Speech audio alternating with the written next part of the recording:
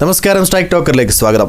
പാലക്കാട് ഉപതെരഞ്ഞെടുപ്പിലേതിന് സമാനമായി നിലമ്പൂരിലും trolley bag പരിശോധന വിവാദം.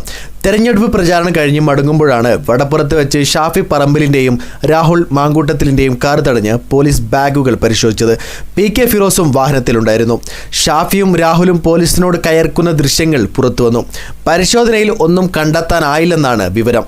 വണ്ടിയിൽ നിന്നിറങ്ങി പെട്ടി കാണിക്കാൻ പോലീസ് പറഞ്ഞുവെന്ന് ഷാഫി പറമ്പിൽ ആരോപിച്ചു.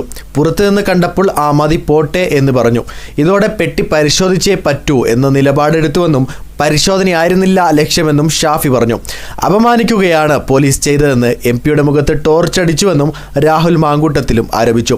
ടോർച്ച് കൊണ്ടാണ് വണ്ടിയിൽ നിന്നിറങ്ങാൻ ആംഗ്യം കാണിച്ചതെന്നും രാഹുൽ പറഞ്ഞു. അതേസമയം UDF നേതാക്കളുടെ പെട്ടികൾ മാത്രമാണ് പരിശോധിക്കുന്നതെന്ന് പരിശോധന രാഷ്ട്രീയ പ്രേരിതമാണെന്നും കോൺഗ്രസ് നേതാക്കൾ ആരോപിച്ചു.